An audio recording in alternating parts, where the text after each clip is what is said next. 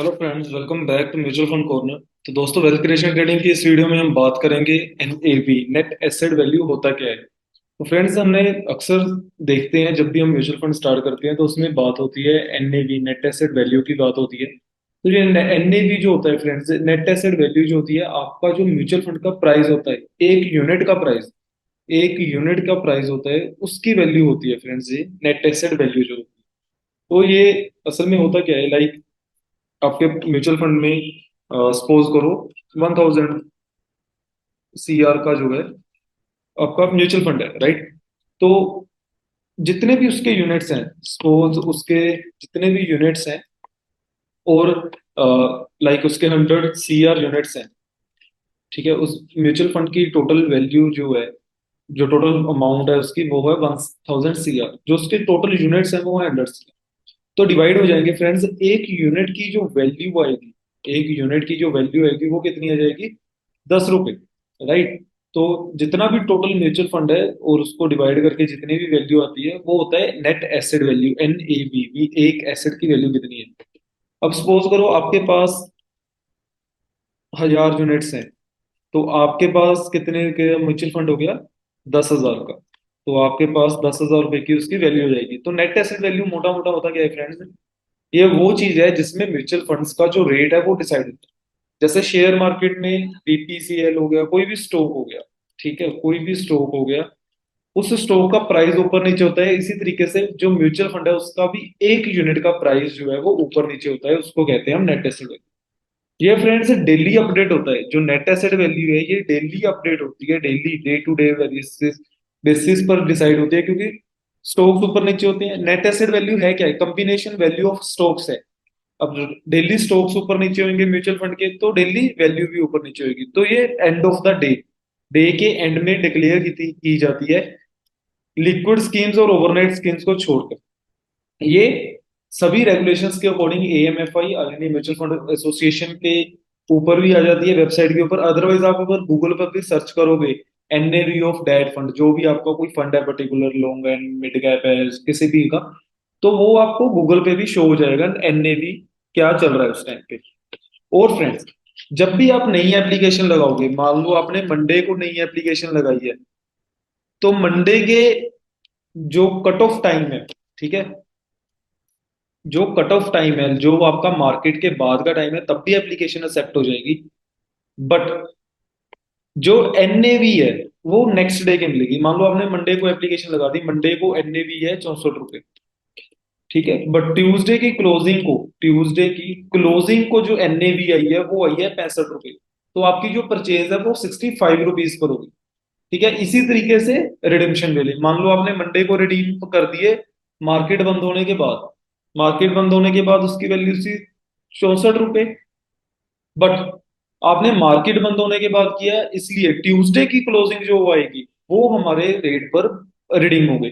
तो आपकी अगर 65 रुपए पर ट्यूसडे को क्लोजिंग आ रही है, तो 65 रुपए पर आपके जो म्यूचुअल फंड है वो रिडीम हो गए। रिडीम का मीनिंग क्या है, कि आपने पैसे विड्रॉ कर दिए और अपने यूनिट्स जो है जो सेल कर दिए। जैसे हम कोई चीज बेचते हैं, उसी तरीके से आपने अपने म्यूचुअल फंड्स के जो यूनिट्स हैं वो किसी और को बेच दिए।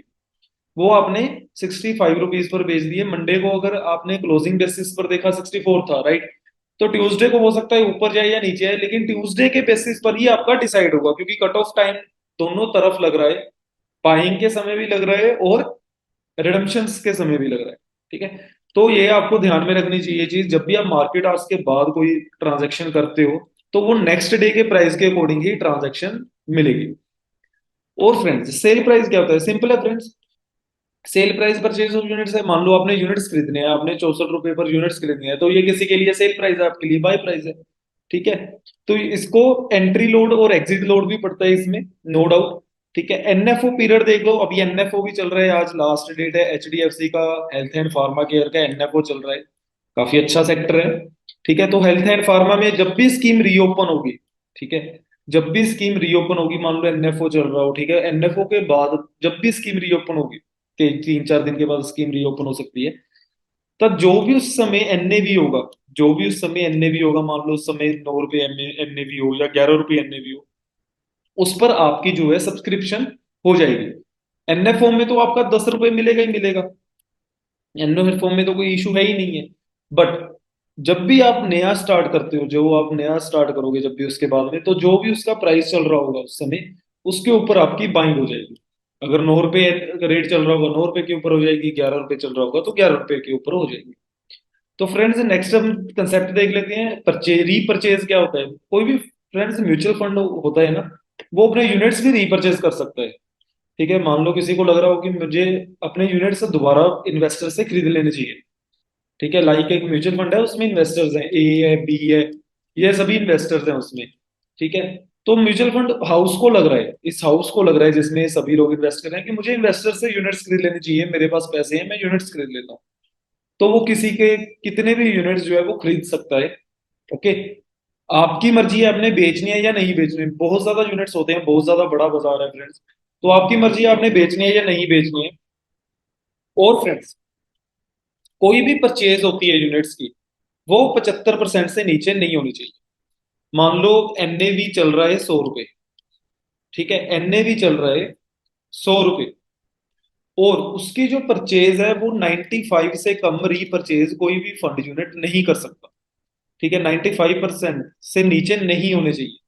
तो 95 रुपए के नीचे कोई भी फंड यूनिट रीपरचेज नहीं कर सकता। वो 95 तक ही कर सकता है, 96 कर दे, 95 50 कर दे, 95 10 कर दे, लेकिन 95% की वैल्यू से नीचे वो अपनी रीपरचेज नहीं कर सकता। और फ्रेंड्स एक और बात ये देख लेते हैं कि एग्जिट लोड क्या होता है। जब भी हम रिडम्पशन करते हैं फ्रेंड्स, तो एग्जिट लोड लगता है। लाइक अगर एनएफओ में कोई भी हम एग्जाम्पशन करते हैं, मोस्टली ये म्यूचुअल फंड हाउस डिसाइड करता है कि एग्जिट लोड का टाइम पीरियड क्या रखना है। लाइक एनएफओ में टाइम पीरियड है 1 ईयर का, अदर स्कीम्स में टाइम पीरियड हो जाता है 6 मंथ्स का। बट ये टाइम टू टाइम जो है म्यूचुअल फंड हाउसेज भी जो है वो वेरी कर सकते हैं। उनके पास पूरा राइट है कि एग्जिट लोड कितना लेना है, कितने टाइम में लेना है, ये उनको राइट दिया हुआ है। तो एग्जिट लोड कैसे लगता है फ्रेंड्स, लाइक आपके पास 10 रुपए की एनएवी पर कुछ ना कुछ बाय है, तो एग्जिट लोड रखा हुआ है 2%। एग्जिट लोड रखा हुआ है 2%, तो 10 रुपए का 2% कितना होगा, 0.02%। तो जब भी आप एक प्री डिसाइड लिमिट से पहले निकालोगे, तो आपको एग्जिट लोड के चार्जेस पड़ जाएंगे 20 पैसे। अब 20 पैसे एक यूनिट में तो 20 पैसे लग रहे हैं। मान लो आपके पास 1000 यूनिट्स हो, तो 1000 यूनिट्स के ऊपर कितना लग जाएगा आपका, 20 रुपए के आसपास। ठीक है, तो इसी तरीके से जितने ज्यादा यूनिट्स होंगे उतने पैसे आपके लग जाएंगे। तो 2% का चार्ज हो जाएगा। 1 लाख है, 1 लाख के ऊपर आपका 200 रुपए जो है वो चार्ज हो जाएगा। राइट फ्रेंड्स, तो ये आपके चार्जेस हैं इसमें। ठीक है, आपका एग्जिट लोड जो है वो आपका मैटर करता है। आप इसलिए जब भी आप म्यूचुअल फंड लगाओगे उसमें देखा करो कि एग्जिट लोड क्या है लिखा हुआ। और जो फ्रेंड्स क्लोज एंडेड स्कीम्स होती हैं, कुछ क्लोज एंडेड स्कीम्स ही होती हैं, हम ये ऑलरेडी पढ़ चुके हैं, ये इन स्कीम्स के बारे में पिछली वीडियोस में डिस्कस कर चुके हैं, आप देख सकते हो। प्लेलिस्ट का लिंक आपको एंड में मिल जाएगा, ऑलरेडी काफी ज्यादा डिस्कशन हो चुकी है म्यूचुअल फंड के बारे में। तो फ्रेंड्स क्लोज एंडेड स्कीम में आप पहले रिपर्चेज नहीं कर सकते, पहले आप एग्जिट नहीं कर सकते।